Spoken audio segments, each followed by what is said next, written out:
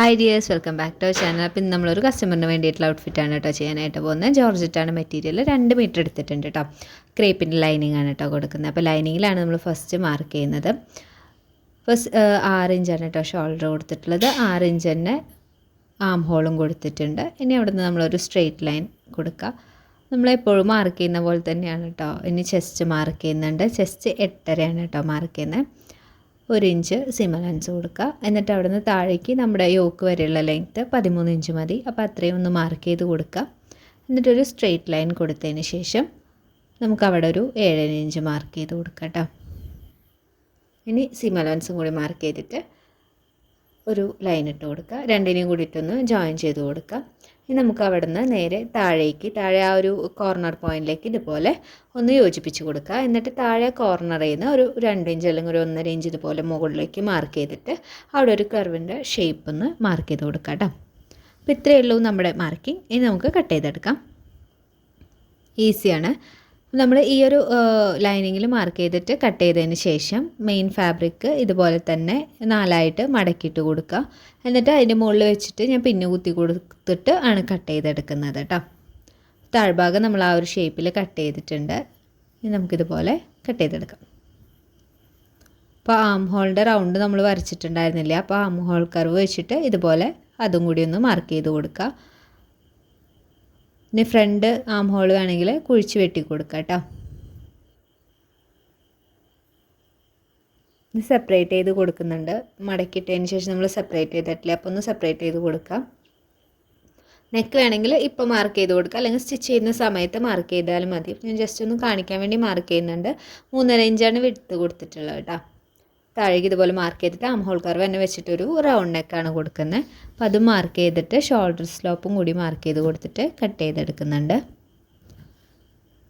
ഇനി ഇത് വെച്ചിട്ട് നമ്മൾ മെയിൻ ഫാബ്രിക് കട്ട് ചെയ്യുന്നത്. അപ്പോൾ ഫ്രണ്ടിൽ ആം ഹോൾ ഒന്ന് കുഴിച്ച് കട്ട് ചെയ്ത് കൊടുക്കുക കേട്ടോ. അത് അരയിഞ്ചാണ് ഇവിടെ കൊടുക്കുന്നതെങ്കിൽ സ്ലീവ് കട്ട് ചെയ്യുമ്പോഴും നമ്മൾ സെയിം അരയിഞ്ച് തന്നെ കൊടുക്കുക. ഇതുപോലെയാണ് കേട്ടോ ഞാൻ മെയിൻ ഫാബ്രിക്കിനെ മടക്കിയിട്ടിട്ട് അതുമ്പോൾ ലൈനിങ് വെച്ച് കൊടുത്തു. എന്നിട്ട് ആ ഒരു സൈഡിൽ നിന്നായിട്ടാണ് സ്ലീവ് ഇതുപോലെ മാർക്ക് ചെയ്ത് കട്ട് ചെയ്തെടുത്തിട്ടുള്ളത്. അപ്പോൾ 2 മീറ്റർ ആകുമ്പോൾ നമ്മളൊന്ന് അഡ്ജസ്റ്റ് ചെയ്തിട്ടാണ് സ്ലീവ് കട്ട് ചെയ്തിട്ടുള്ളത് കേട്ടോ. സ്ലീവിൻ്റെ ലെങ്ത്ത് നമുക്ക് 20 ഇഞ്ച് വേണം. അപ്പോൾ അത്രയും ലെങ്ത്ത് ഇല്ലാത്തതുകൊണ്ട് എക്സ്ട്രാ ഒരു പീസ് ഇതേപോലെ വെച്ച് കൊടുത്തിട്ട് ഞാൻ കട്ട് ചെയ്തെടുക്കുന്നുണ്ട്. അപ്പോൾ 2 സ്ലീവിന് അതുപോലെ എക്സ്ട്രാ പീസ് കൊടുക്കുന്നുണ്ട് കേട്ടോ. നമ്മൾ കട്ട് ചെയ്തെടുത്ത ഒരു 13 ഇഞ്ച് ലെങ്ത്തേ ഉള്ളൂ. അപ്പോൾ ബാക്കി ഉള്ളത് നമ്മളൊരു മൊത്തം ഒരു 20 ഇഞ്ച് വേണം. നമ്മൾ അതിന് വേണ്ടിയിട്ട് എക്സ്ട്രാ ഒരു പീസും കൂടി കട്ട് ചെയ്തെടുത്തിട്ട് ഇതിനെ ജോയിൻ ചെയ്തെടുക്കുകയാണ് ചെയ്യുന്നത് കേട്ടോ. അപ്പോൾ 2 മീറ്റർ ആയതുകൊണ്ടാണ് ഇങ്ങനെ ഒരു അഡ്ജസ്റ്റ്മെൻറ്റിൽ കട്ട് ചെയ്തെടുത്തിട്ടുള്ളത്. ഇനി നമുക്ക് സ്റ്റിച്ചിങ് നോക്കാം. നമ്മൾ ഫസ്റ്റ് തന്നെ ഫ്രണ്ട് നെക്കാണ് കേട്ടോ ചെയ്യാനായിട്ട് പോകുന്നത്. അപ്പോൾ ലൈനിങ് വെച്ചിട്ട് നെക്ക് സ്റ്റിച്ച് ചെയ്തിട്ട് നമ്മൾ മറിച്ചെടുക്കില്ലേ, നമ്മൾ നോർമലി ചെയ്യുന്ന ഒരു മെത്തേഡ് തന്നെയാണ് ചെയ്യുന്നത്. അപ്പോൾ അതിന് വേണ്ടിയിട്ട് 2 ഫാബ്രിക്കും കൂടി ഒന്ന് ജോയിൻ ചെയ്തെടുക്കുക. ജോർജറ്റ് ആകുമ്പോൾ ഇങ്ങനെ വഴിക്ക് പോകും, അതുകൊണ്ടാണ് ഇങ്ങനെ വെച്ചിട്ടുള്ളത്. അല്ലെങ്കിൽ പിന്നെ കുത്തി കൊടുക്കുക. സെൻറ്റർ മാർക്ക് ചെയ്തിട്ട് ഒരു ലൈൻ ഇട്ട് കൊടുക്കുക. അതിൽ നിന്ന് 2 സൈഡിലേക്കും നമ്മുടെ നെക്കിൻ്റെ വിഡ്ത്ത് 3.5 ഇഞ്ചാണ് കൊടുക്കുന്നത്. അപ്പോൾ അതൊന്ന് മാർക്ക് ചെയ്തതിന് ശേഷം ഒരു സ്ക്വയർ ബോക്സ് വരച്ചു കൊടുത്തിട്ട് അതിൽ നിങ്ങൾക്ക് ഇഷ്ടമുള്ള നെക്കിൻ്റെ ഷേപ്പ് ഏത് വേണമെങ്കിലും കൊടുക്കാം. ഞാനിപ്പോൾ ഒരു നോർമൽ റൗണ്ട് നെക്കാണ് കേട്ടോ കൊടുക്കുന്നത്. റൗണ്ട് നെക്ക് കൊടുത്തിട്ട് ഇതുപോലെ സ്റ്റിച്ച് ചെയ്തെടുക്കുക കേട്ടോ. നമ്മൾ ആ മാർക്ക് ചെയ്തിട്ടുള്ള ലൈനുമ കൂടെ സ്റ്റിച്ചിട്ട് കൊടുക്കുക.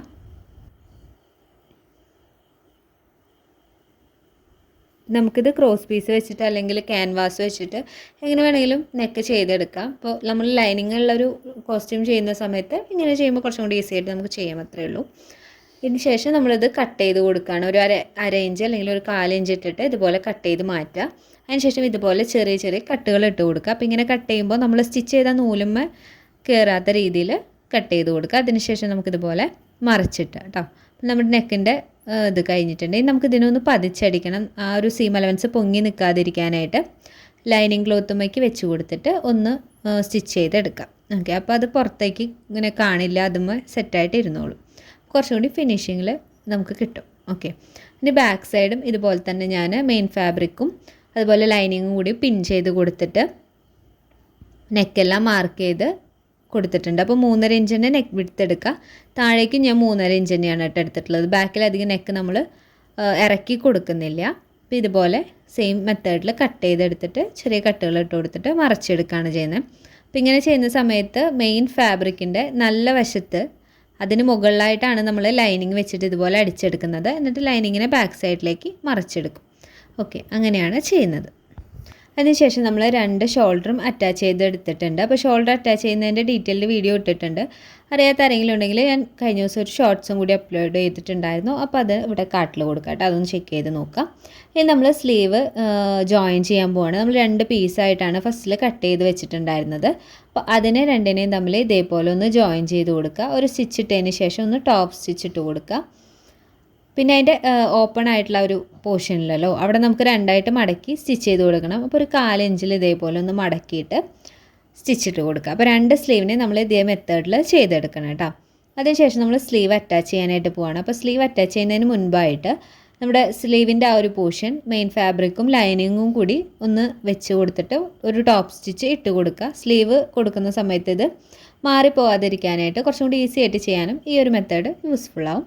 അതിനുശേഷം നമ്മൾ സ്ലീവ് ജോയിൻ ചെയ്യണം. അപ്പോൾ സ്ലീവിൻ്റെ സെൻറ്റർ പോർഷൻ കണ്ടിട്ട് കറക്റ്റായിട്ട് ഷോൾഡറിൻ്റെ ആ ഒരു സെൻറ്റർ പോർഷൻ എന്ന് വെച്ചതിന് ശേഷം ഒരു സൈഡിലേക്കാണ് ആദ്യം സ്റ്റിച്ച് ചെയ്ത് വരുന്നത്. അതിനുശേഷം സെൻറ്ററിൽ നിന്ന് ഓപ്പോസിറ്റ് സൈഡിലേക്കും കൂടി സ്റ്റിച്ച് ചെയ്ത് കൊടുക്കുക. എന്നിട്ട് മൊത്തത്തിൽ ഒരു സ്റ്റിച്ചും കൂടി ഇട്ട് കൊടുക്കുക. ബിഗിനേഴ്സ് ആണെങ്കിൽ ഈ ഒരു മെത്തേഡ് ഫോളോ ചെയ്താൽ കുറച്ചും കൂടി ഈസി ആയിട്ട് നിങ്ങൾക്ക് ചെയ്തെടുക്കാനായിട്ട് പറ്റും. ഓക്കെ, അപ്പോൾ 2 സ്ലീവ് നമ്മൾ ഈ ഒരു മെത്തേഡിൽ തന്നെ ചെയ്തെടുക്കാം കേട്ടോ. ഞാൻ 2ാമത്തെ സ്ലീവ് ഇതേപോലെ തന്നെ അറ്റാച്ച് ചെയ്ത് കൊടുത്തിട്ടുണ്ട്. അതിനുശേഷം ഒന്നും കൂടി സ്റ്റിച്ച് ചെയ്തെടുക്കുകയാണ് ചെയ്യുന്നത്. ഇനി നമുക്ക് ഷേപ്പ് ചെയ്യാനായിട്ട് പോവുകയാണ്. അപ്പോൾ നിങ്ങളുടെ സ്ലീവിൻ്റെ ഷേപ്പും അതുപോലെ തന്നെ ചെസ്റ്റും കാര്യങ്ങളൊക്കെ ഒന്നും കൂടി മാർക്ക് ചെയ്ത് കൊടുക്കുക. ആദ്യം മാർക്ക് ചെയ്ത് പോയിട്ടുണ്ടെങ്കിൽ എന്നിട്ട് നമുക്ക് സ്റ്റിച്ച് ചെയ്ത് വരാം. സ്റ്റിച്ച് ചെയ്ത് വന്നിട്ട് നമ്മുടെ ആ ഒരു വേസ്റ്റിൻ്റെ അവിടെ നിന്ന് കുറച്ചും കൂടി താഴേക്കായിട്ട് ഒന്ന് സ്റ്റിച്ച് ചെയ്ത് ഇതുപോലെ തന്നെ കെട്ടിട്ട് നിർത്തുക. എക്സ്ട്രാ എന്തെങ്കിലും നിൽക്കുന്നുണ്ടെങ്കിൽ കട്ട് ചെയ്ത് കളയാം കേട്ടോ.